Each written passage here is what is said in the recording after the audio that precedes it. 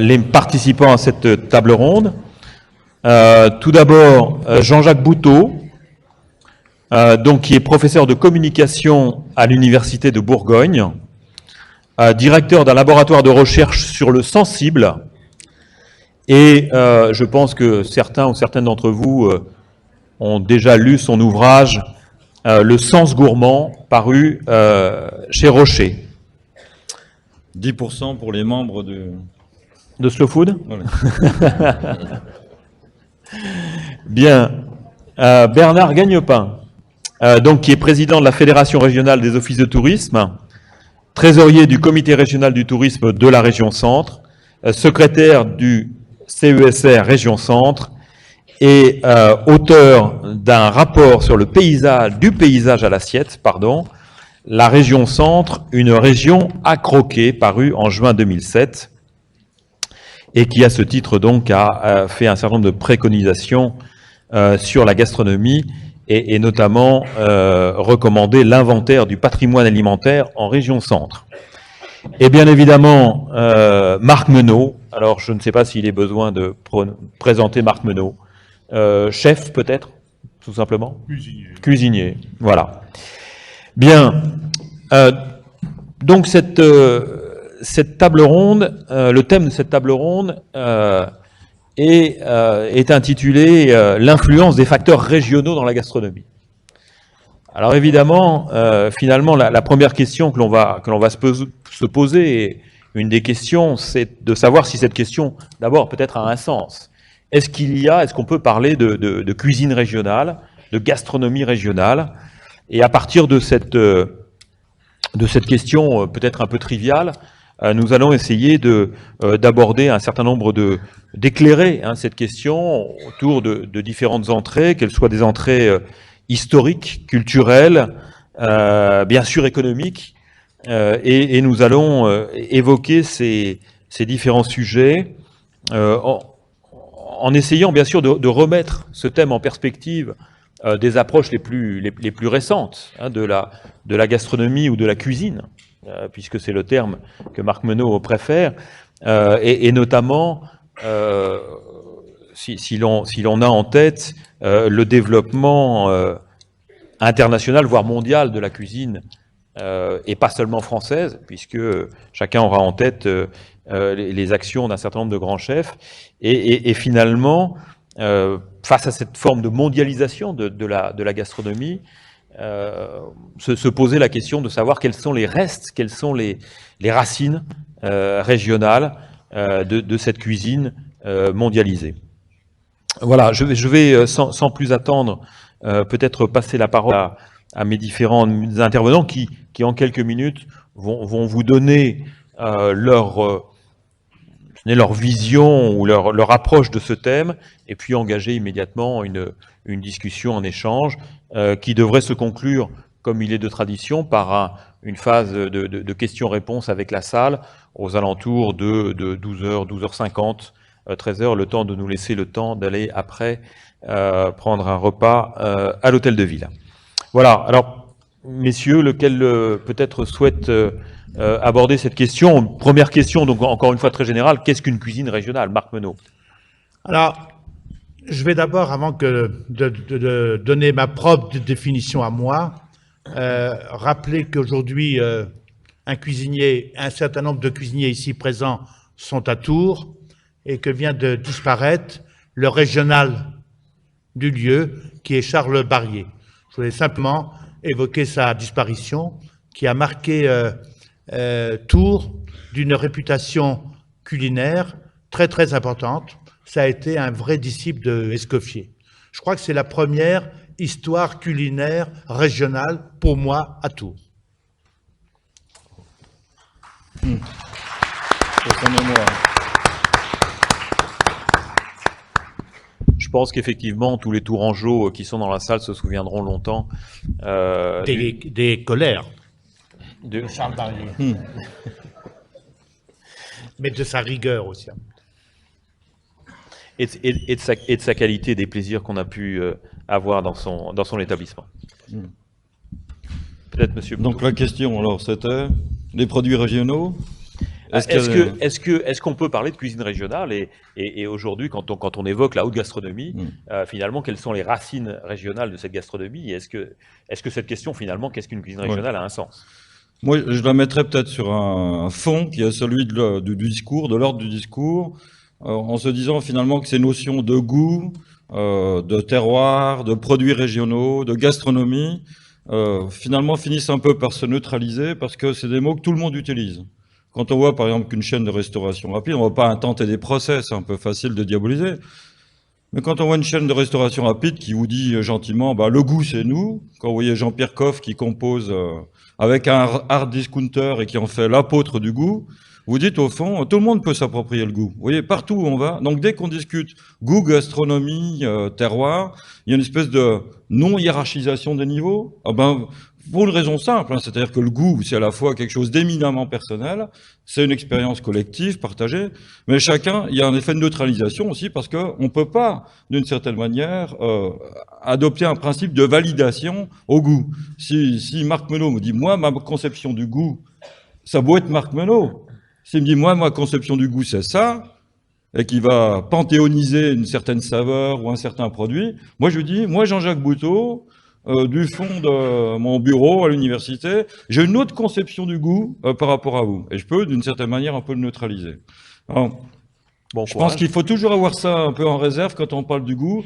Et quand on va parler des produits régionaux, c'est que c'est devenu finalement aussi un lieu commun. Et que c'est difficile, c'est des mots qui sont vraiment attachés au fond de la casserole. Et aujourd'hui, c'est difficile de leur redonner une épaisseur sémantique, une épaisseur symbolique, de rattacher ça à des éléments incarnés, à une histoire, à des gens, à du travail, à des choses. Donc tout ça, ça s'est un peu banalisé. Donc je pense que ça peut être un des enjeux de notre discussion.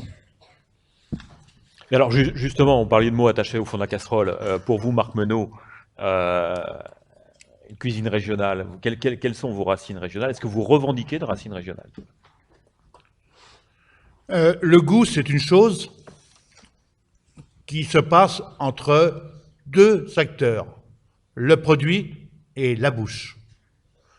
Et j'entends des mots intelligents, j'entends des mots sémantiques, ça me fait rire un peu, parce que le plaisir, c'est tout autre chose. Le plaisir de manger, c'est une sensualité, et c'est pas l'endroit où on est le plus intellectuel. Mais qu'est-ce que ça fait du bien quand on écrase une fraise entre la langue et le palais, et que cette fraise, elle est bien mûre. Donc le goût, c'est quelque chose de très simple, qui ne peut pas être, à mon avis, pour être vulgarisé dans le consommateur, qui ne peut pas être utilisé sur un plan intellectuel. En même temps, on a dit qu'on ne serait pas langue de bois. Hein. D'accord ? C'est bien ce que je dis. Hein. Oui, oui, non, mais je vois bien, on a une pierre dans mon jardin. Alors bon. Alors l'universitaire se revive. En même temps, deux secondes. Laissons Marc. Non, mais je voulais simplement dire par rapport à Marc que quand je prends le menu de Marc aussi, l'intitulé des plats, on dit pas, par exemple, bon, qu'est-ce que vous voulez en dessert? Une fraise écrasée? Il y a quand même toute une poésie attachée. Ah, mais c'est pas une sémantique, une poésie, hein. Ah bon, moi je suis fait coincer, zut. Bon. Bien, Marc Menot, allez. Alors, oui, quand on parle de cuisine régionale, bien sûr, il y a des régions qui sont favorisées et d'autres qui sont moins favorisées. Si on parle du Périgord, avec les truffes, le foie gras et les confits, on a déjà 3 plats, mais on n'a que 3 plats. Hein. Mais ça fait rêver le monde entier. Si on parle de l'anguille au vert de Angers, ça ne fait pas rêver le monde entier, ça. Donc il y a déjà un déséquilibre, je pourrais dire, dans les régions. Alors, les gens qui font de la cuisine chez eux, hommes ou femmes, les mères de famille, les pères de famille qui se mettent à cuisiner, les cuisiniers, tout ça font avancer. Qu'est-ce qu'ils vont faire? Ils vont d'abord aller acheter le produit qui existe autour d'eux. En utilisant un produit qui est local, on fait de la cuisine régionale. Et alors après, on va la cuisiner selon des traditions, selon un héritage que l'on a reçu d'une grand-mère ou d'une arrière-grand-mère, ou de souvenirs ou de livres. Et on parlait tout à l'heure, en arrivant de la Madeleine de Proust, C'est tout le rêve que l'on a mis dedans. L'éclair au chocolat, quand on vous parle d'un éclair au chocolat, on voit tout de suite la pâte à choux, le chocolat dessus lissé et la crème qui coule. Quitte qu'à manger, ce ne soit pas forcément très beau. L'acte de manger n'est pas forcément esthétique, mais ça fait du bien au corps et à l'esprit. Et puis, il y a les produits que je vous parlais et la façon de les cuisiner. Et il y a aussi la façon de le transmettre, parce que cette cuisine régionale, elle vient de 2000 ans ou de 3000 ans, suivant les pays où on est, et il y a eu une traduction orale qui s'est déformée au fur et à mesure. On sait bien ce que c'est qu'une transmission orale. Elle se déforme, et elle se déforme toujours pour son bien, parce qu'elle fait avancer une idée. Je crois que la plus belle recette que moi je fais dans mon restaurant, à Vézelay, en plein centre des terres bourguignonnes, qui est la plus régionale que je connaisse, pour moi, c'est une huître. Alors dites-moi, à Vézelay, il n'y a pas d'huître. Si on remonte 3 ou 4 millions d'années, on s'aperçoit que la mer était là et que dans nos sols... Oui, attendez. Faut faire un petit mouvement. Non, quoi. mais attendez, parce que j'espère qu'ils vont apporter une... Ça, Oui. Et on s'aperçoit que nos terres, et nos terres à vigne, avec du plan noble comme le chardonnay, s'alimentent sur du chiméridien. Bon, ça, c'est la première réponse. Deuxième réponse, j'ai fait ce plat-là en pensant à un habitant de mon village, qui en plus était mon cousin en face qui était fermier. Qu'est-ce qu'il a envie de manger quand il va à Paris, de manger un plateau de fruits de mer? Et j'ai fait ce raisonnement-là. Je suis parti de ce qu'un habitant de mon village allait avoir envie de manger un plateau de fruits de mer. Ça a été mon démarrage. Et ensuite, je me suis trouvé confronté à l'eau de mer qu'il y a dans l'huître. Et dans mon village toujours, il y a eu des termes gallo-romains avec une eau salée, qui ont été supprimés à l'époque de la gabelle pour pouvoir imposer les gens. Donc, comme je suis né dans ce village-là, la gabelle, pour moi, pesait beaucoup dans la gamelle. Donc, l'eau de mer, je ne l'ai pas achetée. Et j'en ai fait une gelée.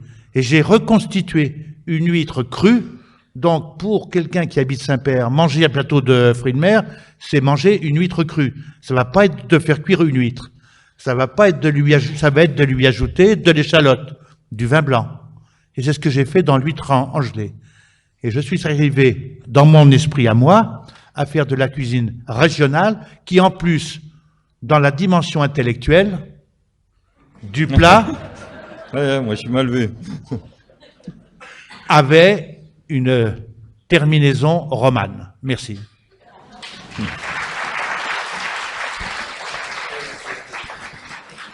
Bien, on voit que l'échange est parfaitement lancé, puisque la cuisine bourguignonne donc s'inspire, enfin du moins de l'huître, où l'huître est une spécialité bourguignonne. Voilà. Alors ça c'est un premier point. Je crois qu'il fallait vraiment venir à Tours pour entendre cela. Alors, si je veux donner la parole à Monsieur Gagnepin, on a évoqué effectivement la question des produits régionaux de façon très humoristique et avec beaucoup de recul, mais aussi de profondeur. Chacun l'aura noté. Et d'ailleurs, je me permets de dire qu'on a bien quand même la belle expression de la vraie modestie des grands chefs qui nous parlent sans arrêt des produits, mais vous avez compris que derrière aussi, on voit bien que la technique est quand même ce qui fait la différence, peut-être avec d'autres.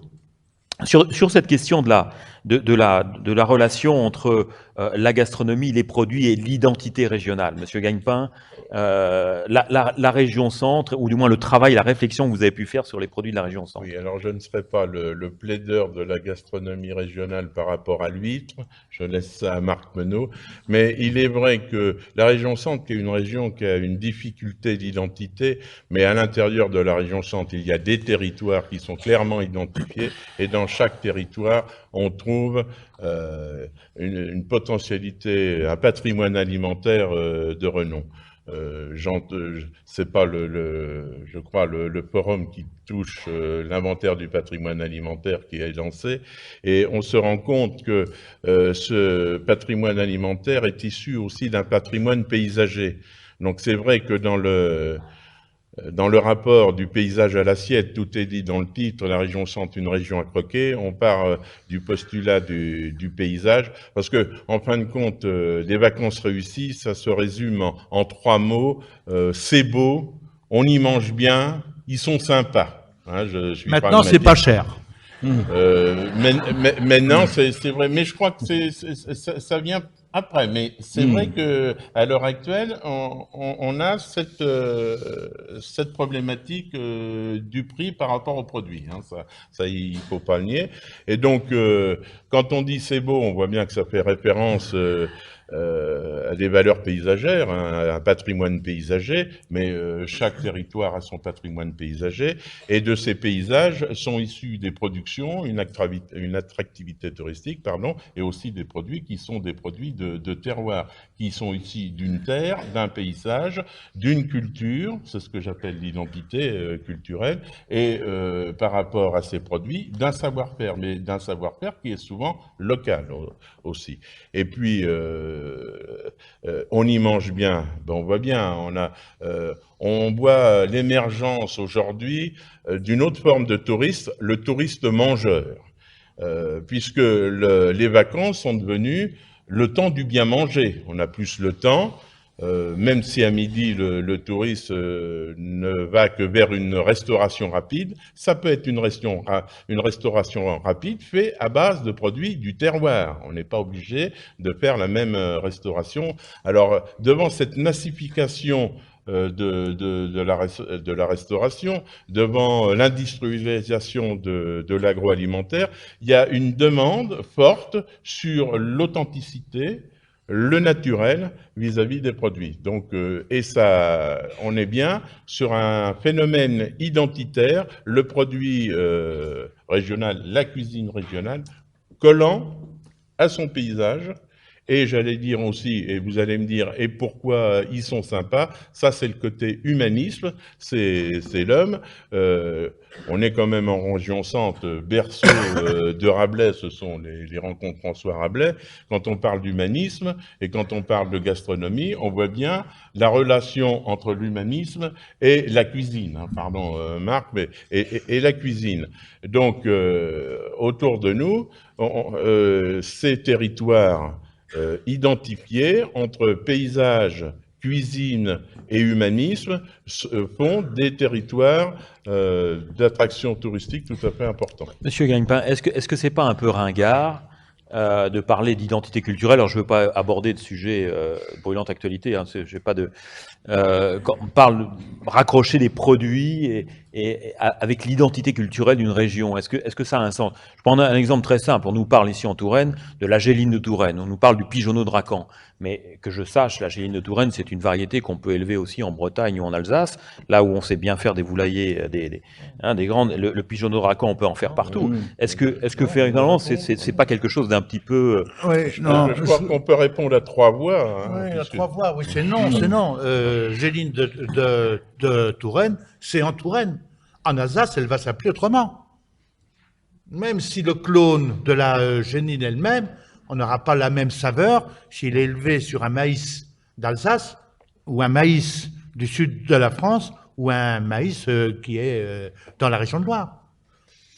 Et quand on parle de région, et c'est volontairement que j'avais fait cette approche de la cuisine régionale du centre de la France par l'huître, parce que pour moi, aujourd'hui, nous sommes c'est un mot qui m'agace, mais on peut avoir demain matin l'asperge qu'on va commander en Amérique du Sud. Donc, c'est la cuisine du monde. Aujourd'hui, c'est la France qui est une région. Ce n'est pas le Berry, c'est pas le pays d'Angers, c'est terminé ça. On est dans un raisonnement globalitaire français et qui nous sommes devenus une région culinaire du monde. Jean-Jacques Bouteau. Moi, je pense que ces questions d'identité, elles posent justement toujours le problème de la fidélité ou du détournement. Parce que quand on prend même le thème du colloque, la gastronomie, elle vaut-elle le détour? La cuisine. Oui, Gastronomie. la gastro. Vaut-elle le détour? Nomi. Gastronomie. Nomi. Oh, ces temps de grippe, on peut... Soyons Ouais, précis, moi, je soyons dirais, précis dans les termes. la question, c'est de savoir ce qu'on veut détourner par rapport aux produits régionaux, justement. Qu'est-ce qu'on détourne? Est-ce qu'on détourne le touriste ou est-ce qu'on détourne le produit? Et ça dépend des conceptions qu'on a. Si on se dit, comme Jean-Didier Urbain, ben, le touriste, c'est l'idiot du voyage, bon, lui, il vient chercher ce qu'il connaît, ce qu'on lui a donné, les stéréotypes de la région. Donc, quand il vient, par exemple, en Bourgogne, ce qu'il veut retrouver, c'est les fondamentaux de la Bourgogne. Par rapport à une fidélité, mais le problème aussi de cette fidélité, c'est que souvent une mythologie qu'on a construite autour de la gastronomie, autour de l'œuf en meurette, du bœuf bourguignon, et c'est là qu'on rejoint un petit peu le nouvel ordre narratif, c'est-à-dire qu'il y a toujours derrière de l'histoire qui est construite. Ça, c'est un grand débat. Donc, vous détournez, alors votre touriste, est-ce que c'est l'idiot du voyage? Tu veux de l'œuf en meurette, tu veux du bourguignon, ben tu vas en avoir à l'appel. Bon, où est-ce que vous avez une conception réenchantée de votre touriste? Et là, il vient en Bourgogne, par exemple. Est-ce qu'il veut, au contraire, ça va être un des thèmes qu'on va aborder cet après-midi, c'est par rapport à ces stéréotypes culturels, d'une certaine manière, vivre une expérience capable de le surprendre. Hein. Floch disait, le goût, c'est l'attente de l'inattendu. Donc, je veux pas être complètement en situation erratique, être complètement perdu, sans aucun repère, avec n'importe quoi en cuisine. J'ai envie de m'y retrouver, mais faites-moi voyager, emmenez-moi quelque part. Et puis, il faut aller très vite, bien sûr, mais il faut se dire aussi, par rapport aux produits régionaux, si une fois que j'ai détourné ou que j'ai contourné ou que j'ai emmené quelque part le touriste, c'est la relation produit. Est-ce que le produit, là encore, je suis dans une relation de prosternation devant la symbolisation qui est derrière le produit, il faut le cultiver. Et ça, les chefs aussi, d'une certaine manière, ont un respect absolu pour le produit, mais ils savent aussi entretenir le discours qui convient par rapport à ça. Et alors là, est-ce que je suis dans la quintessence du produit ou est-ce que, au contraire, je suis dans son détournement du produit? Et donc, je vais transgresser, je vais prendre un stéréotype de la cuisine régionale et là, je vais l'exploser, je vais l'éclater, je vais le transfigurer, je vais le transformer.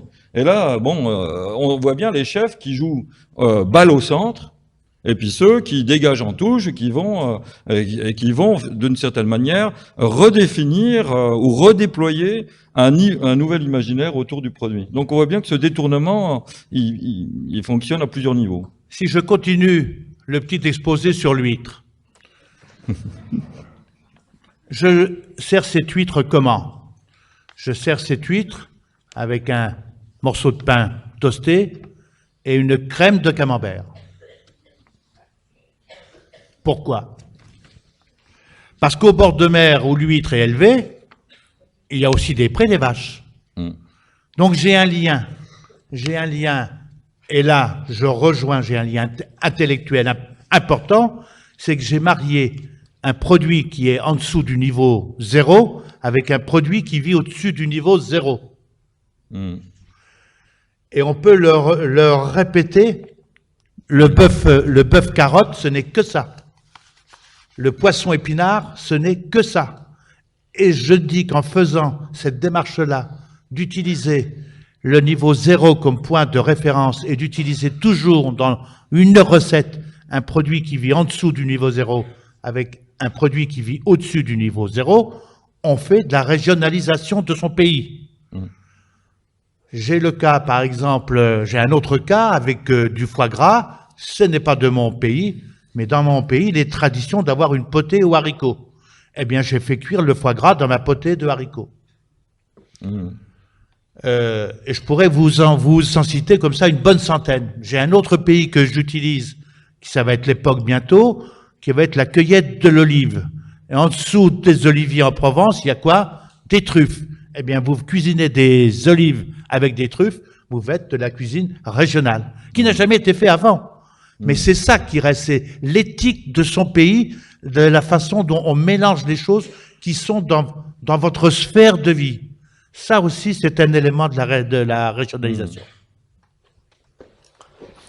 Bon, on a bien compris votre vision que vous refusiez de qualifier d'intellectuelle de votre conception. Mais enfin, quand même, vous avez une approche qui est quand même singulièrement construite de l'approche régionale.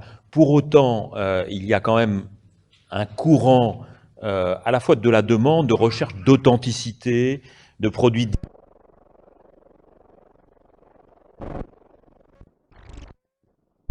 et véritablement localisé. Est-ce que pour vous, ça a un sens ou est-ce qu'on est dans l'ordre de la mystique que vous développiez tout à l'heure, Monsieur Bouteau, et purement de l'imaginaire, en fait?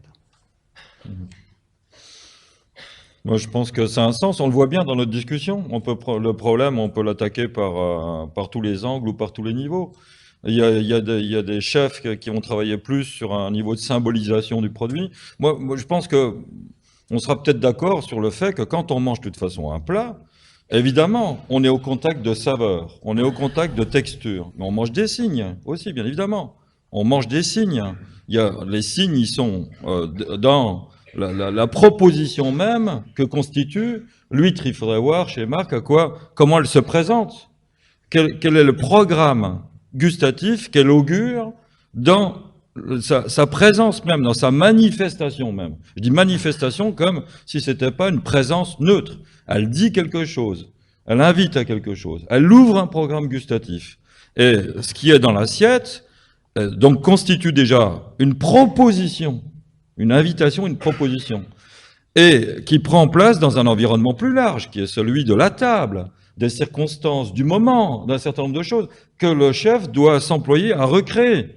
Il dit, attendez, moi je ne veux pas sacrifier, je ne veux pas qu'un environnement perturbe aussi ce qui se passe. Et là c'est pareil, je peux dire, alors on peut jouer sur des phénomènes de rupture. Je peux dire, je vais avoir finalement une vision localiste, comme on vient de l'entendre, avec une dimension symbolique en dessous 0, au-dessus de 0, qui va être inscrite dans l'assiette, mais je ne vais pas poursuivre cette dimension localiste, je ne vais pas folkloriser mon espace dans le restaurant, en la jouant régionale. Je ne vais pas non plus...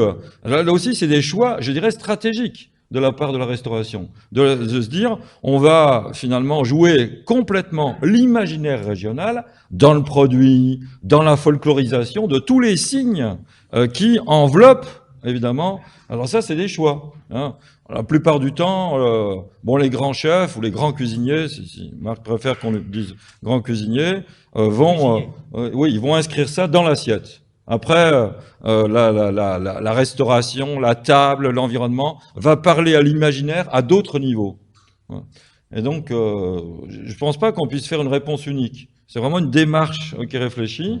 Mais par rapport à votre question, je pense qu'on ne peut jamais quitter le cœur de la cuisine régionale comme un épicentre très fort de culture qui a été un peu ringardisé. Parce qu'évidemment, chez nous, quand on dit œuf en meurette, jambon Bercier, mais en même temps, on voit qu'à partir de là, c'est une proposition ouverte pour le chef qui peut la revisiter, puis qui peut en faire quelque chose.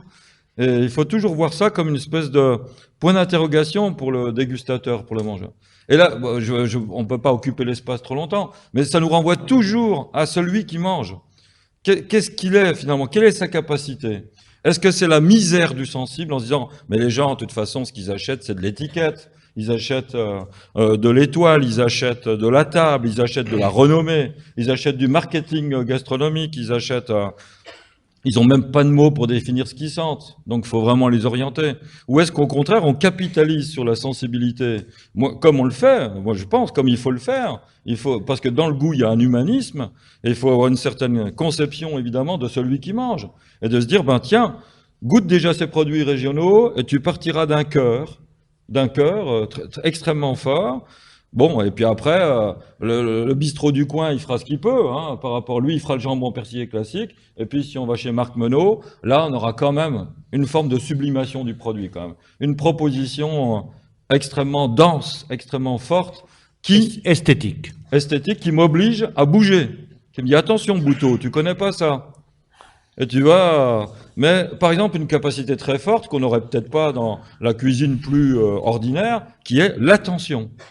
L'attention. Et c'est un vrai défi de se dire avec un produit régional, à la limite.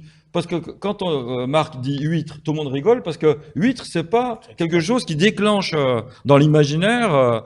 Huître, il y a quelque chose d'extrêmement sobre, quelque chose de très, évidemment, minéral, qui nous renvoie aux profondeurs de l'humanité. Ah, ça renvoie plus à Cancale qu'à Vézelay. Enfin, si je peux...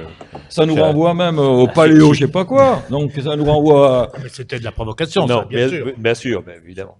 Bon, Mais je dois dire que qu'est-ce qui anime quelqu'un entre nourrir son ventre et nourrir sa tête? Je pense que c'est ça aussi, manger. Et les peuples, ils ont commencé par nourrir leur ventre, qui était indispensable. Et dès qu'ils ont connu des améliorations techniques, le feu, le fer, etc., là, ils ont commencé à chercher des plaisirs. C'est donc que le goût, c'est un plaisir. Et je parlais dans les premiers moments de sensualité. Donc, qu'est-ce que les gens veulent trouver à travers de la régionalisation des produits? Il faut quand même évoquer qu'il y a plus de citadins que de gens à la campagne et que le marché ne se fait pas de la même façon quand on habite Tours-Centre ou Paris que quand on habite Saint-Père qui a 350 habitants. Donc, la référence à la recherche des produits ne va pas être du tout la même. On va avoir dans les campagnes le privilège, et dans les villes moyennes comme vous ici, on doit faire cette démarche-là, d'aller chercher ces produits pour nourrir sa tête de leur traçabilité, de leur valeur organoleptique et du plaisir qu'on aura eu à les choisir et à les cuisiner. Monsieur Gagnepin, ça vous inspire, vous vouliez réagir à certains Oui, des je propos. voulais réagir parce que, bon, que ce soit le touriste ou nous tous, quand on déguste un plat régional, d'abord, on n'a pas l'impression d'acheter une commercialisation, ni une étiquette, ni quoi que ce soit. Pour moi, c'est d'abord de l'émotion. C'est l'émotion qu'a ressenti l'éleveur et le producteur à faire son produit. C'est l'émotion qu'a ressenti le cuisinier à travailler ce produit. Et c'est l'émotion que ressent celui qui le déguste. Et là, on tombe sur l'humanisme, ce serait vrai, sur le produit, sur l'authenticité, tout ce qu'on voudra. On est dans le plaisir, puisque l'émotion est aussi un plaisir et tout. Et c'est vrai que le travail d'un chef, c'est peut-être de marier des produits entre eux qui font sublimer un plat. Je vais prendre un exemple, vous m'en excuserez, il est 12:15, c'est la crème de lentilles aux truffes. En Berry, on est aussi dans le croissant trufficole français qui part du Luberon pour remonter jusqu'en Touraine. Et puis, nous sommes dans une région de production de lentilles vertes. Et le fait d'associer la lentille verte sous forme de crème avec la truffe, je peux vous dire que ça fait un mets particulièrement excellent. Il y en a un qui est au-dessus du niveau de la terre et l'autre qui est en dessous. Ah. Voilà, on a une grille de lecture du monde. Bien. Alors, pardonnez-moi, je ramener le débat à une préoccupation qui était revenir sur cette question, parce que, Monsieur Gagnepin, je vous posais la question, parce que bien évidemment, quand on travaille comme vous au CESR et qu'on réfléchit sur ces questions, on a une préoccupation, c'est la mise en valeur des territoires, et c'est la valorisation dans le domaine du tourisme, d'une activité ou d'activité au sens au pluriel du terme, autour de la gastronomie. Est-ce qu'il est, à partir de ce qu'on vient de dire, mais en introduisant sans doute d'autres réflexions, est-ce qu'il vous paraît encore, dans une région comme celle de la région centre, ou la Bourgogne ou ailleurs, envisageable, et comment, de développer un tourisme gastronomique, et quel sens peut-il avoir ? Alors, bon, effectivement, au niveau de la valorisation des territoires, ça passe par la valorisation des productions alimentaires et de sa cuisine. Bon, nous en sommes en région centre, et c'est vrai qu'on peut battre notre coulpe à faire l'inventaire du patrimoine alimentaire. Nous sommes l'avant-dernière région à faire cet inventaire du patrimoine alimentaire. Et la question qui est posée, comment valoriser ce patrimoine alimentaire ? À travers les pays, avec des identités. Donc la réflexion, c'est comment donner une image régionale à nos produits. ce qui n'est pas toujours évident. Donc, on va parler de labellisation. Au niveau de la commercialisation, il y a des régions beaucoup plus identifiées que la nôtre, comme le Pays Basque. Quand vous achetez un produit du Pays Basque, il est clairement identifié. Ça c'est clair. Et ils ont réussi à développer économiquement par rapport à leur territoire leur patrimoine alimentaire. Ça fait partie et tout. Je disais tout à l'heure que le patrimoine alimentaire, la cuisine pour Marc Menot, la gastronomie pour d'autres, c'est vraiment un des 3 piliers fondamentaux de l'économie touristique. À l'heure actuelle, on a trop travaillé, j'allais dire, sur le paysage, c'est-à-dire le patrimoine monumental aussi, culturel et tout, en oubliant ce patrimoine alimentaire issu de nos paysages. Les gens qui font des séminaires ou des animations, et on le voit bien, chacun à notre façon, on a des programmes comme cela sur la mycologie, sur l'élevage, et on s'amuse à emmener les gens à voir un élevage pour que les gens comprennent davantage.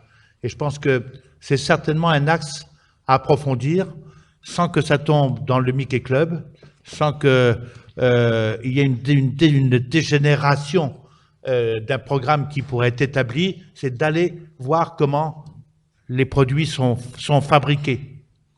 Et je prends souvent comme exemple, et j'emmène moi beaucoup de journalistes étrangers, à une fête qui existe au mois de décembre, qui est à Montrevel-en-Bresse, qui est la fête au chapon. Quand on décortique une journée de préparation, quand on vient avec la presse, et là j'y emmène encore quelques gens de New York là au mois de décembre, quand on voit comment est préparé un chapon, on a un tout autre respect devant le produit quand on va avoir à le cuisiner ou à l'acheter. Et on va faire une démarche sélective par rapport à la façon dont le produit a été mis en place.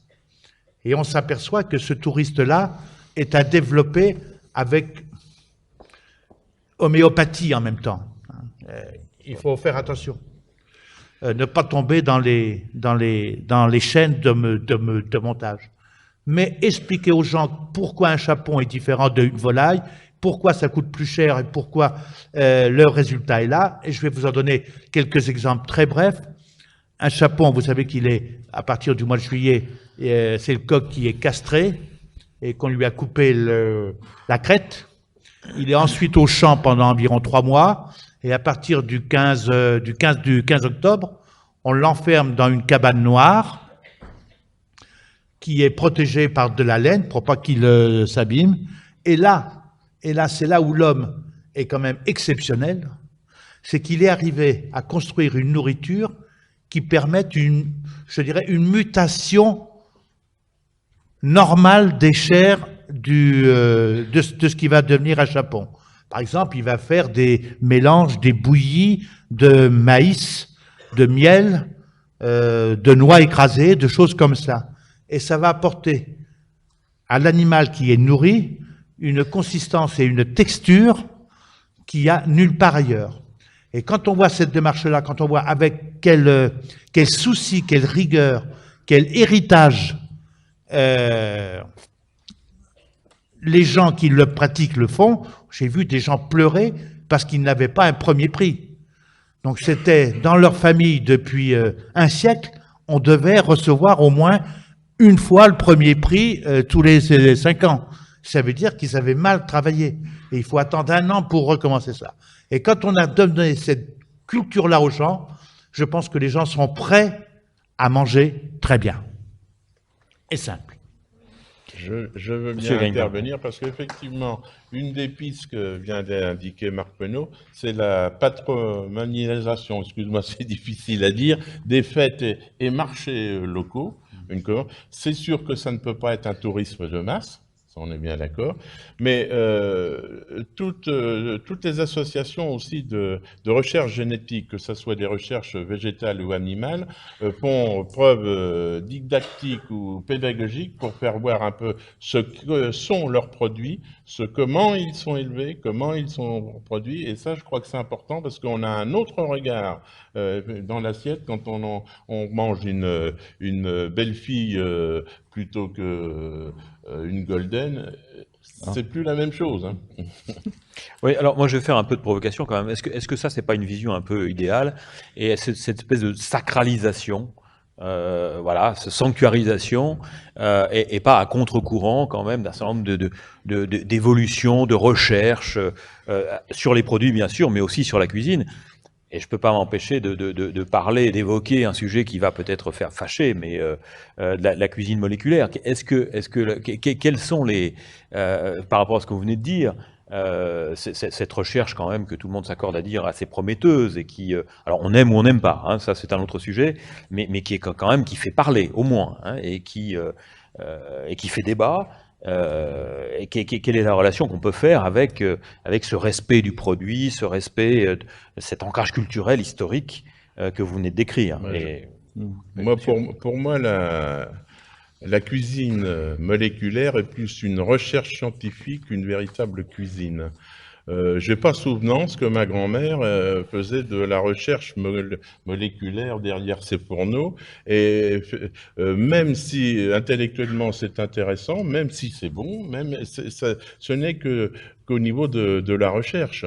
On ne trouve pas, on parlait de la Madeleine de Proust en entrée, on ne trouve pas dans la recherche moléculaire la Madeleine de Proust, les saveurs, les émotions qu'on peut trouver. Enfin, je laisse...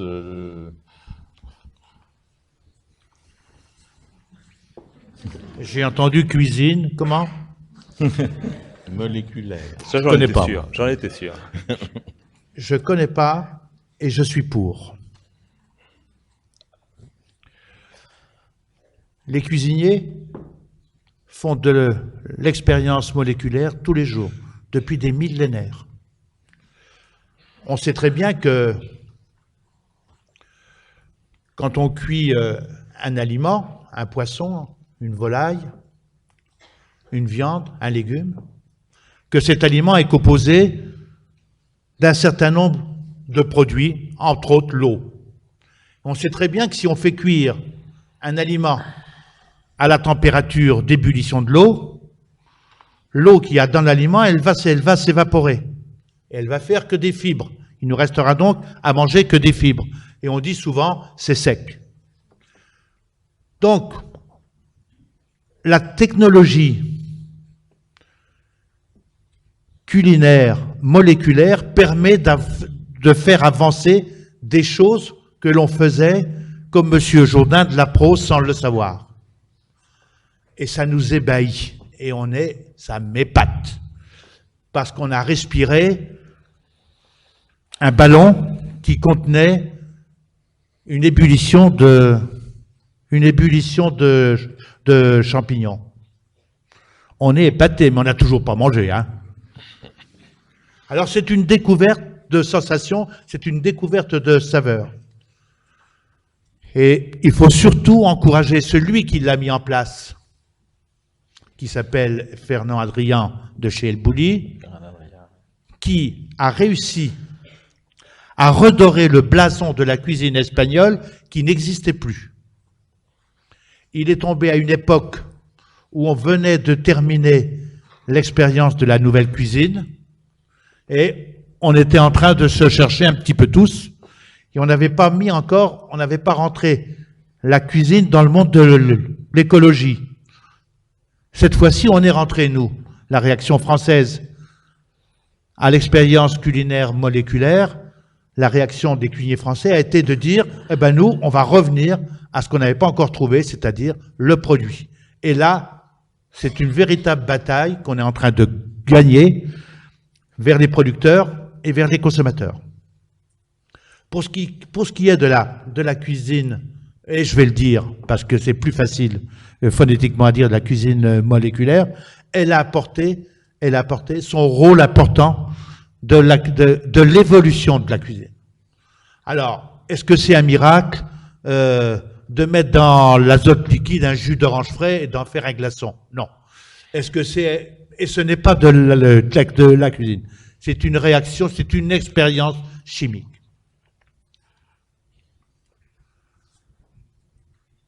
Cette expérience qui a pris une place, et je regrette vraiment, et je sais pas s'il y en a ici, les journalistes français, un certain nombre, pas tous, se sont lancés comme des fous sur cette cuisine, et ils ont été même jusqu'à décrier, il y a même eu un cuisinier célèbre habillé en noir, qui dans un temps a parlé que le meilleur cuisinier au monde, c'était un Espagnol.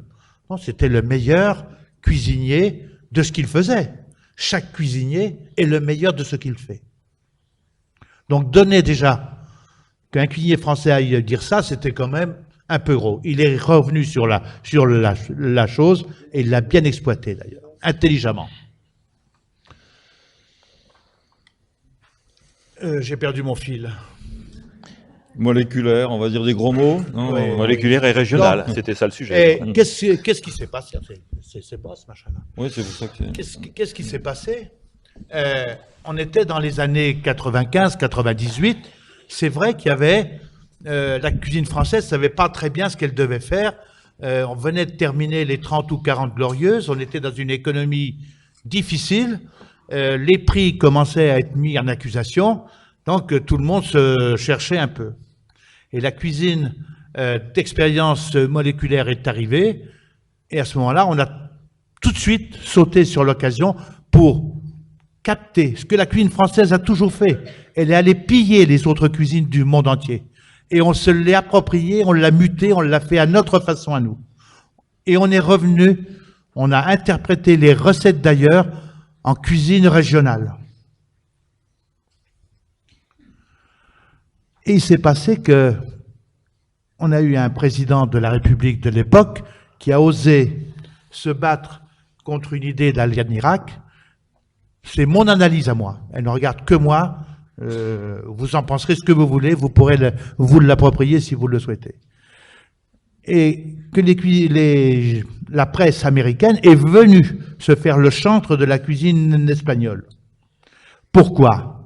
C'était une façon d'atteindre la France qui avait été désagréable aux yeux d'un gouvernant américain.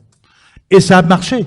Et les journalistes français, un certain nombre, se sont emmanchés dans ce système-là.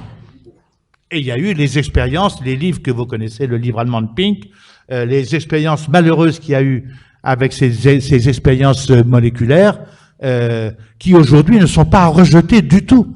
Elles sont à prendre avec intelligence, à prendre ce qui marche pas. Quand on va mettre un algémate ou un carbonate de calcium dans un produit pour transformer une purée de petits pois en petits pois alors qu'on a le petit pois à côté, qu'on sait quoi en faire, c'est de la masturbation.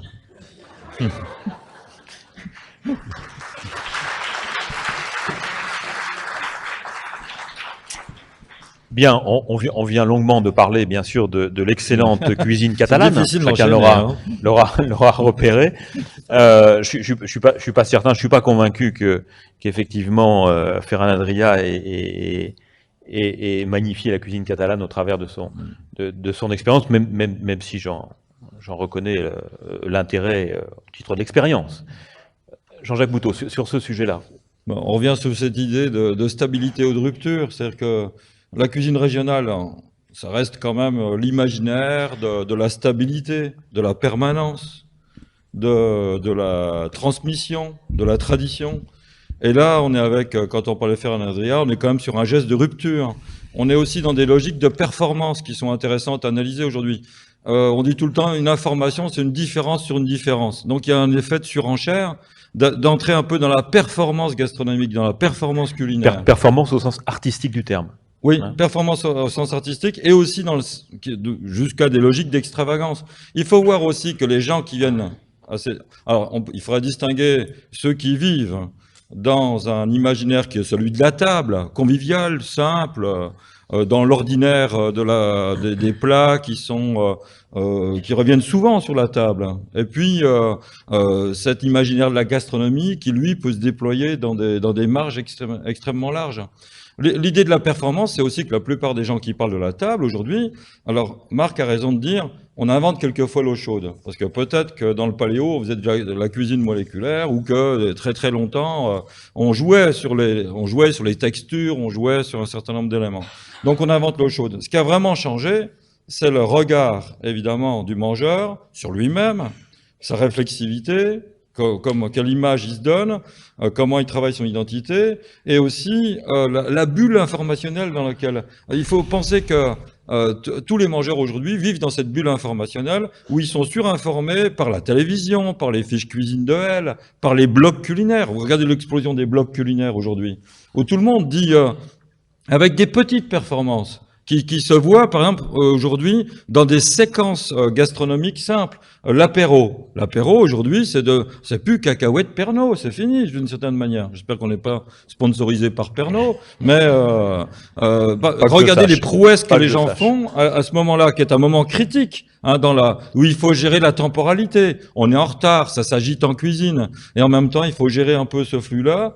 Donc, on voit que, imprégnés que nous sommes, par des informations venues de la presse, de la télévision, de tous ces discours critiques qu'il y a autour, qui sont tantôt dans des choses qui peuvent pas être techniques. Ils peuvent pas être très techniques, ces discours critiques. Ils sont souvent dans la métaphore, d'une espèce de poétisation du rapport à la nourriture. Donc et puis alors, les chefs, on parle de Ferran Adrià, peut-être à son corps défendant, mais en même temps, c'est aussi une opération de pur marketing. C'est de la marque. C'est un génie, lui. C'est un génie. Mais en même temps, la preuve, c'est qu'on parle de lui. Peut-être à son corps défendant, mais il est devenu une marque, c'est-à-dire, il est devenu aussi un enjeu symbolique sur la scène sociale. Quoi, t'es pas encore allé, ah ben non, t'as pas fait de 3 étoiles? Ah, dis donc. C'est pas très performant socialement, ça. Vous voyez, ce genre de choses qui s'inscrit, les noms qui s'échangent. Essayez je pense ne pas inventer une chose en disant quand on est autour de la table, engagez la parole autour d'un chef.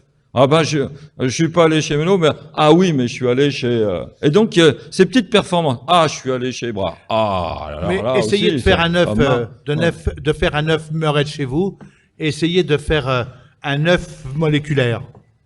Ben personne ne pourra le faire. Que chez soi, tout le monde, monsieur tout le monde et madame tout le monde peut faire un œuf à la Meuret. Donc ce sera une cuisine. J'ai dit le mot cuisine pour ça.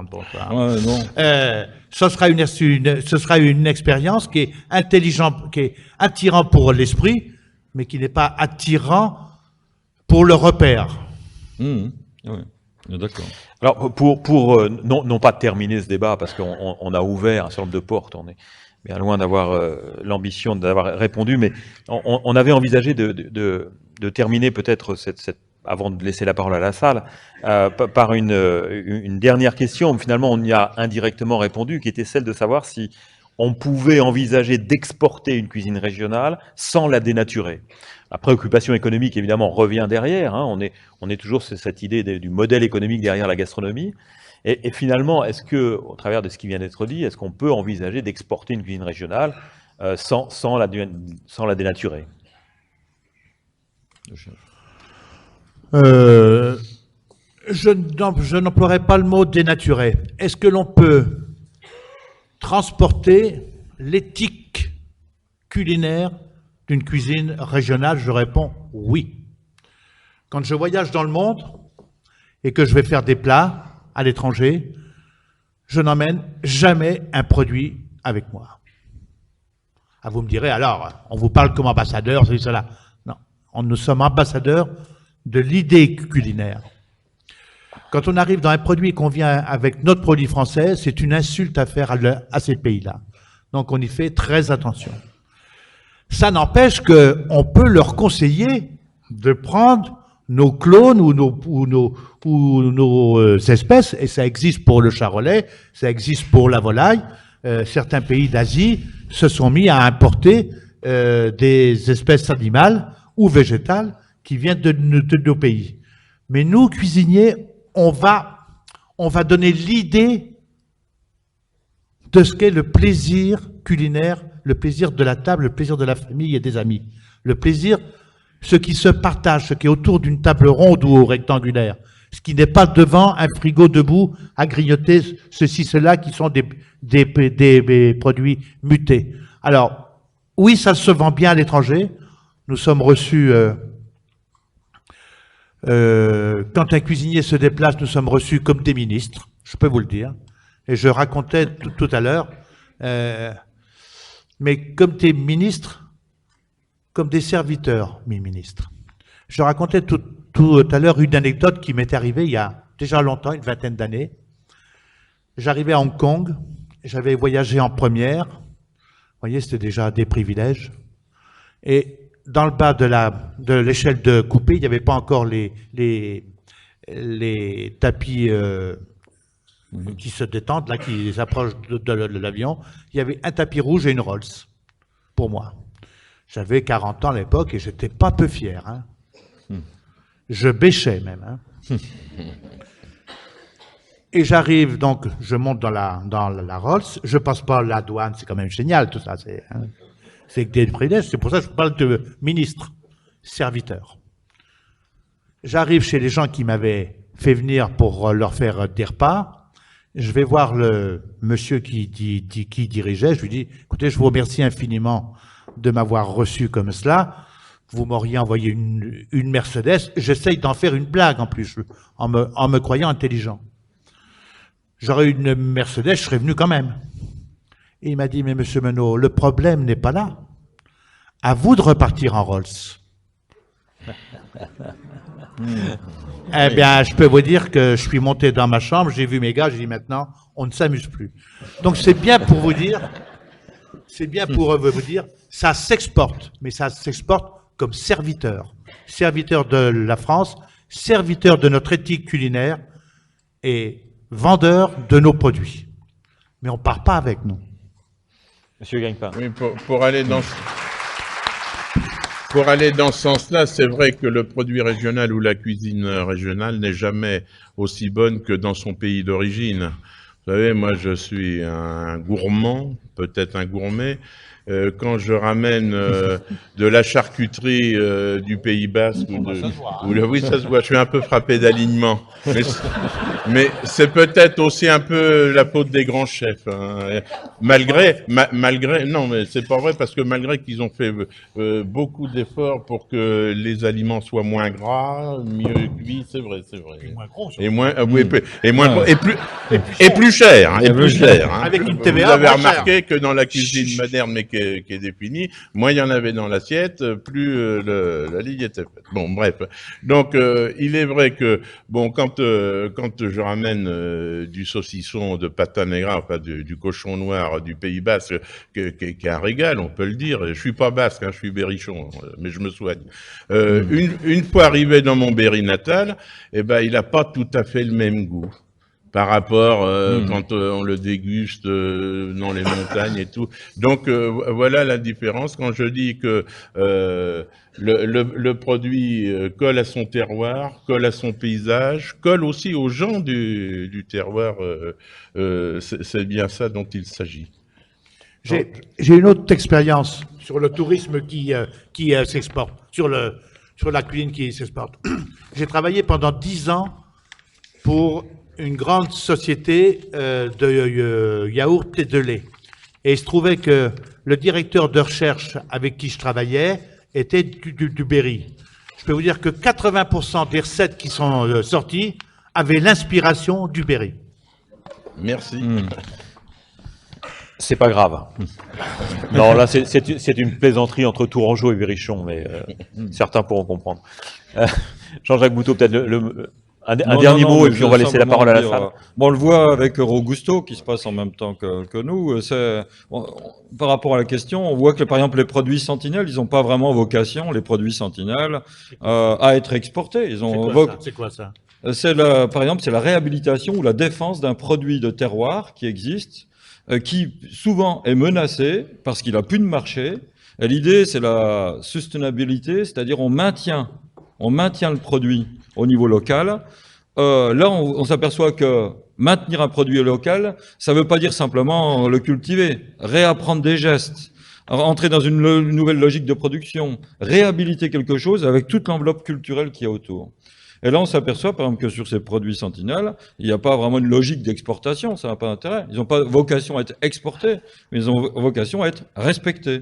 Et derrière le produit, ce qu'on respecte, c'est les hommes qui font ces produits, c'est la culture, évidemment, qui est à l'origine de ces produits. Et on s'aperçoit quelquefois, évidemment, il s'agit simplement de reproduire un peu les gestes, de retrouver, et on s'aperçoit aussi quelquefois, c'est un vrai geste créatif. Et là, on s'aperçoit que la tradition et en même temps l'innovation, la nouvelle surprise culinaire, il y a un syncrétisme, ça correspond à la même chose. On essaie, en réhabilitant un produit, en retrouvant quelque chose qui est de l'ordre des racines, en même temps, on s'éveille à de nouvelles sensations. Et là, il y a un syncrétisme de l'expérience qui est intéressant. Il y a une réhabilitation dans une temporalité qui n'est plus celle du futur, de l'innovation, du passé, c'est celle du présent, de l'acteur, qui est le mangeur, qui reprend en main son destin et qui se dit, en défendant ce produit régional, je reprends un petit peu aussi en main mon propre goût et là encore, si on veut sortir les grands mots, l'humanité, à la fois les dimensions économiques et les dimensions symboliques qui sont derrière tout ça. Merci. Monsieur Gagnepin, vous voulez citer un auteur régional? Juste pour ramener un peu de simplicité par rapport à la gravité des propos et pour faire voir qu'il n'y a rien entre les Tourangeaux et les Berrichons, je vais citer un Tourangeau, mais je vais citer ce Tourangeau qui est Honoré de Balzac, bien évidemment, et qui a écrit dans La Rabouilleuse, dont l'intrigue se passe à Issoudun en plein Berry, et voilà ce qu'il écrit. On ne dîne pas aussi luxueusement en province qu'à Paris, mais on y dîne mieux. Les plats y sont médités, étudiés. Au fond des provinces, il existe des carèmes en jupon, génie ignoré, qui savent rendre un simple plat de haricots digne du hochement de tête par lequel Rossini accueille une chose parfaitement réussie. Bien.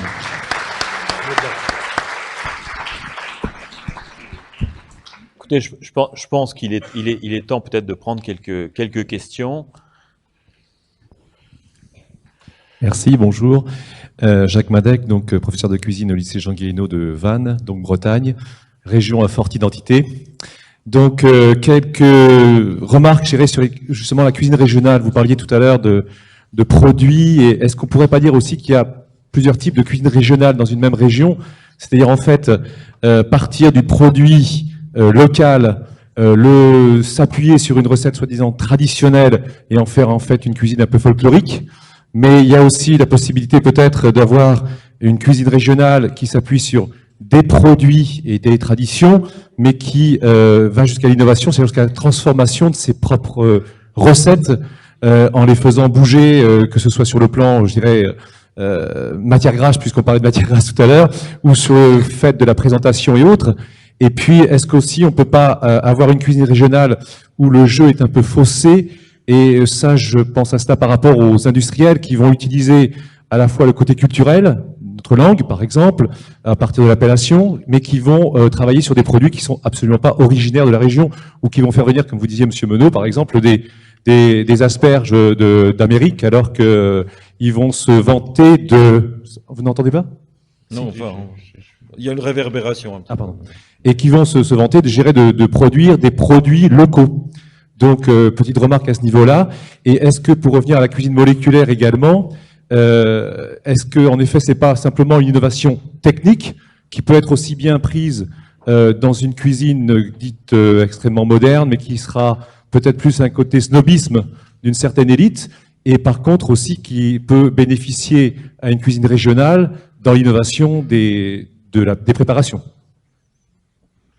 Bien, merci pour cette première question. Qui souhaite répondre? Marc Menot, peut-être? Je m'excuse, j'ai rien entendu. Ah, Non. Bon, Moi, peut-être que vous voulez prendre la place. Non, mais je veux bien dire deux choses en matière de labellisation des produits, puisque on a des appellations d'origine qui sont très claires, et c'est vrai qu'on ne peut pas détourner ou dénaturer les produits quand ils sont labellisés.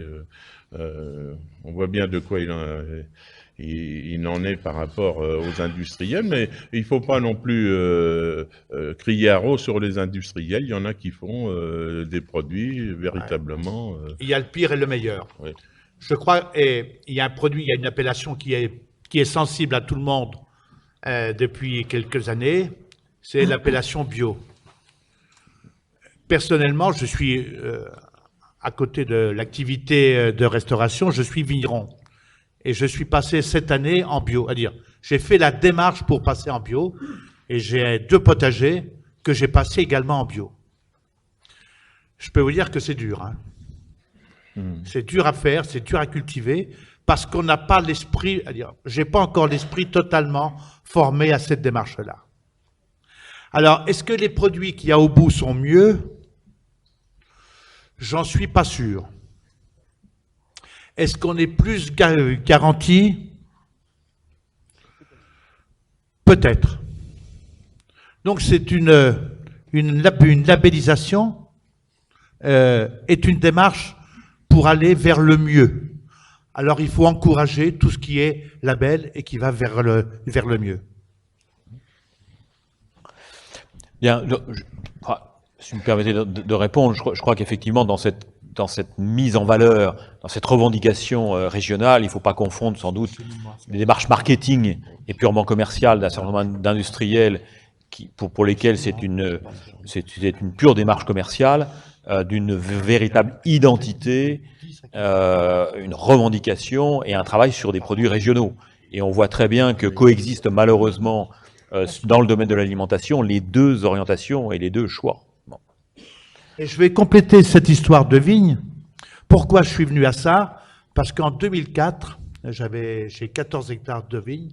En 2004, il pleuvait beaucoup et on est arrivé vers le 17 ou 20 août. Théoriquement, on ne rentre plus dans les vignes à partir du 7-8 août pour que les produits que l'on mettait sur la vigne puissent se dissoudre et se détruire. Et comme j'ai vu que j'avais de la pourriture qui se mettait sur mes grappes, j'ai fait faire un traitement anti-pourriture supplémentaire. Et quand on a récolté, on a été content parce qu'on avait sauvé quelques 50-60 hectos de litres de vin ou 100 hectos de litres de vin.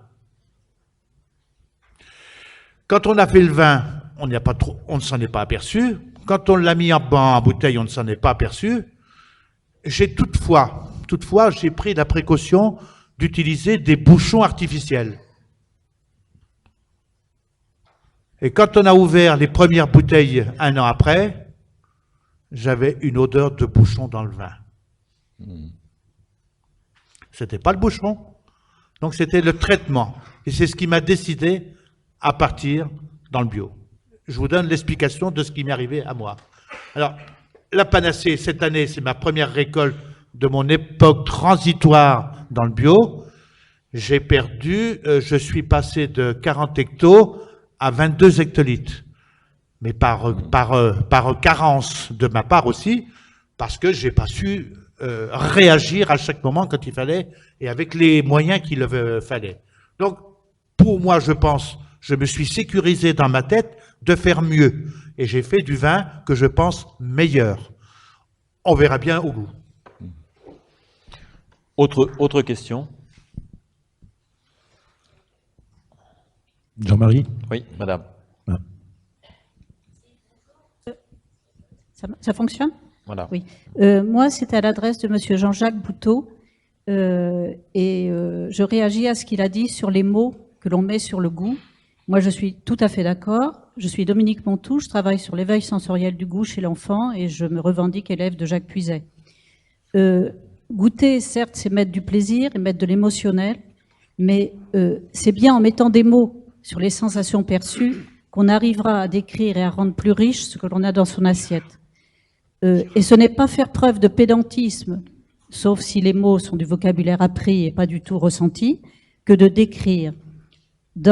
Je vais vous citer juste une expérience pour être concrète. Quand je fais goûter à mes enfants, enfin mes élèves, pardon, de la confiture de rhubarbe, j'accepte qu'ils la goûtent et qu'ils disent qu'ils ne l'aiment pas, mais ils doivent le justifier sémantiquement.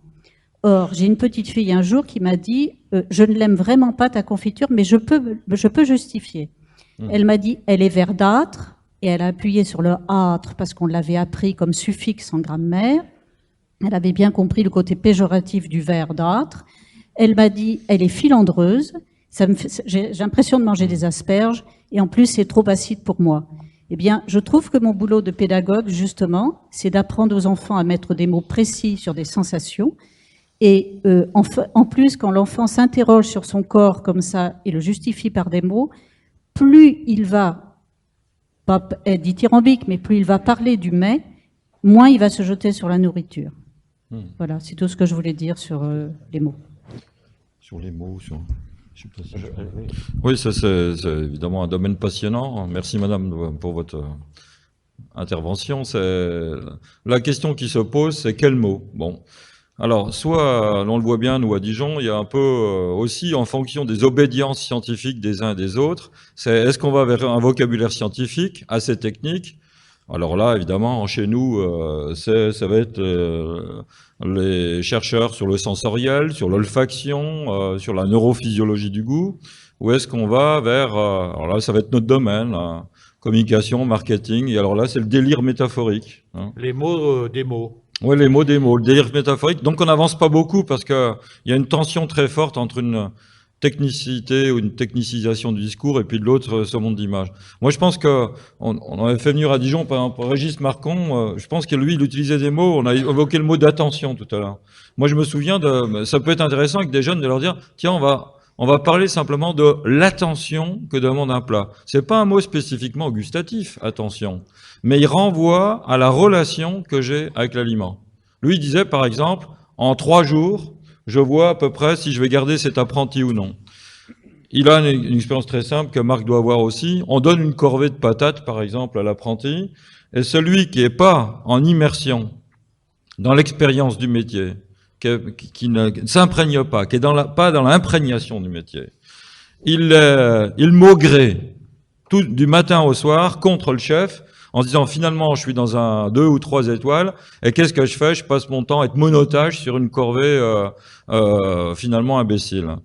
Et puis l'apprenti, l'autre, il sait pas encore véritablement mettre des mots, mais il s'imprègne de sensations. Et Marcon, avec sa voix douce comme ça, nous disait alors je vois immédiatement chez cet apprenti cette capacité. Très vite, il oublie la tâche que je lui ai donnée et il observe, il écoute, il s'imprègne des rythmes. Et au bout de 3 jours, je lui dis qu'est-ce que tu as vu? Et alors là, donc l'apprenti lui dit ben j'ai vu. Qu'est-ce que tu as compris? Et là, l'apprenti, il peut répondre. Donc, vous voyez, ça, pour moi, c'est un beau cheminement vers les mots. Parce que derrière les mots, il a intégré des dimensions qui réfèrent au temps, au rythme, à l'espace, aux relations entre les individus. Et donc, et là-dessus, sur ces catégories-là, on peut mettre du vocabulaire. Mais je trouve qu'on n'a pas encore véritablement trouvé la technique, et très vite, on est partagé entre... Donc, j'irais plutôt vers cette sagesse du vocabulaire. Plutôt que d'un côté des mots techniques et de l'autre des métaphores. Bon, c'est bien, ça fait vendre la métaphore, mais j'irais plutôt vers cette sagesse du goût, en disant l'attention, l'écoute, la relation. Bon, là, on a beaucoup à apprendre. Donc, quand on parle des mots, c'est les mots que je mettrai en avant. Toujours difficile de couper des échanges aussi intéressants. Il nous reste à peu près 2-3 minutes, donc... 1 ou 2 questions encore, s'il vous plaît, oui. Oui, plus qu'une question, c'est pour revenir un peu à notre sujet, l'influence des caractères régionaux dans la gastronomie. Une petite réaction par rapport à Ferran Adrià, qui ne s'est jamais revendiqué de la cuisine moléculaire, juste rappeler ça, et sur le fait que la région présente, les caractères régionaux sont passionnants pour une raison simple, c'est que c'est une porte ouverte à la diversité, à la multiplicité, à l'abondance, à la variante, comme aurait dit un célèbre ethnologue. Et quand on regarde Ferran Adrià, et quand on regarde le paysage où il est inscrit, c'est-à-dire la Catalogne Sud, ce qui est passionnant de remarquer, c'est ce qu'il a provoqué. Aujourd'hui, en Catalogne, ce sera d'ailleurs le sujet d'un atelier cet après-midi sur tourisme, identité et gastronomie, en Catalogne, Ferran Adrià a permis de regarder la cuisine catalane autrement que omnibulée par les bolets et picolates ces petites boules de viande. Et il a provoqué la création de toute une école de cuisine qui dit on a été influencé par Ferran Adrià, mais ils ne font pas de la cuisine d'espuma et de gelée. Ils font une cuisine qui est inscrite dans un paysage moderne, actuel et surtout en mouvement. Parce que ce qui est propre peut-être à la cuisine, et surtout aux caractères régionaux, ce n'est pas ce qu'il y avait hier, mais bien ce qui se passe aujourd'hui pour construire une cuisine de demain. Et quand on regarde Ferran Adrià, on sent bien que son influence est énorme sur des maisons comme Kanjoubani ou El Cajals, qui sont des restaurants qui ont 1 étoile, qui disent, bien sûr, Ferran nous a influencés. Mais il nous a influencés parce qu'il nous a dit, là où vous êtes, il y a des choses importantes à faire. Et ces choses importantes, elles s'inscrivent à la fois dans les producteurs locaux, qu'il faut inciter à produire de mieux en mieux, et pas seulement selon des règles, et de produire de manière actuelle. Et la petite question, c'est que par exemple, un producteur d'agrumes installé en Catalogne Nord, dans les Pyrénées-Orientales, qui produit aujourd'hui du yuzu, célèbre agrume d'origine japonaise, est-ce qu'il fait un produit de terroir ou est-ce qu'il ne fait pas un produit de terroir? Je vous donne ma réponse parce que pour avoir travaillé pendant 1 an sur la Catalogne, je crois que le terroir est là. Vous savez, la tradition, c'est un truc très particulier. C'est un petit peu comme un rétroviseur qui permet de savoir ce qu'il y avait avant pour aller de l'avant. Bon, merci, c'était Éric Roux. Ah, pardon. Toujours aussi pertinent, Éric. Merci. Michel Chauvet, je suis à l'INRA à Montpellier, mais je suis ici essentiellement en tant que membre de Slow Food. Et je voulais réagir là à propos des mots du goût. J'avoue que je ne me retrouve pas du tout dans votre opposition un peu peut-être extrême entre une vision très technicienne d'analyse sensorielle et autres, et par ailleurs une vision très marketing, voire publicitaire et tout. Notre expérience à Slow Food, en fait, les ateliers du goût, c'est un axe majeur de notre activité, que ce soit au niveau local, dans chaque petit groupe, que ce soit aussi à Eurogusto, où il va y en avoir justement toute une série. Et là, en fait, bien sûr, il y a des mots qui sont déjà préétablis, des listes préétablies, mais ce qu'on essaye toujours de faire, c'est comment dire, d'inventer ou de nous-mêmes nos propres mots pour décrire les aliments. Mais ça me semble essentiel. Vous parliez d'attention. Finalement, quand on accorde de l'attention aux aliments, on est capable progressivement de qualifier les perceptions que l'on a. Alors, on peut les classer quand même sur des choses qui sont quand même pas hyper techniques, qui sont que les aliments ont une odeur, qu'ils ont un arôme, qu'ils ont une saveur, qu'il y a une texture, etc. Et essayer de catégoriser tout ça. Donc, en fait, je pense qu'il y a une voie médiane que nous essayons justement de populariser au travers de Slow Food. Alors, vous avez également parlé des produits sentinelles, qui sont situés d'ailleurs dans un contexte plus général qu'on appelle, alors avec des mots bien sûr qui sont faits aussi pour qu'on en parle, l'arche du goût. Et en fait, ces produits, si vous voulez, l'objectif en fait, il est d'aller vers les producteurs et de les remettre en confiance. Dans l'Hérault, par exemple, on avait le navet de Pardaillan, qui est un navet d'hiver, donc qui a un peu plus de matière sèche que les petits navets de printemps, et qui est excellent à cuisiner. Mais il restait plus que 2 ou 3 producteurs et qui étaient complètement découragés parce que seuls quelques vieux les achetaient ou etc. Et en fait, le simple fait d'aller les voir, de les accompagner, de les faire venir à des salons et de faire qu'on parle de ce navet, leur a redonné l'espoir qu'ils avaient à déboucher. Parce qu'il faut se rendre compte quand même, on n'en a pas trop parlé. Pardonnez-moi, est-ce que je peux vous demander de conclure, parce que là, nous sommes obligés vraiment le monde agricole aujourd'hui est j'allais dire, dans la merde. Il a vraiment besoin qu'on revienne vers lui, qu'on lui dise si ce que vous faites a un intérêt pour le consommateur, etc. Et il faut retrouver une liaison entre l'agriculture et le consommateur. Je crois que c'est... Bon, j'arrêterai là. Très bien. Merci. Il est temps de remercier nos 3 intervenants. Donc Jean-Jacques Bouteau, Bernard Gagnepin et Marc Menot, de nous avoir consacré ces quelques minutes. Kylian Stangel voulait faire une annonce, et merci à vous pour votre... Pour les personnes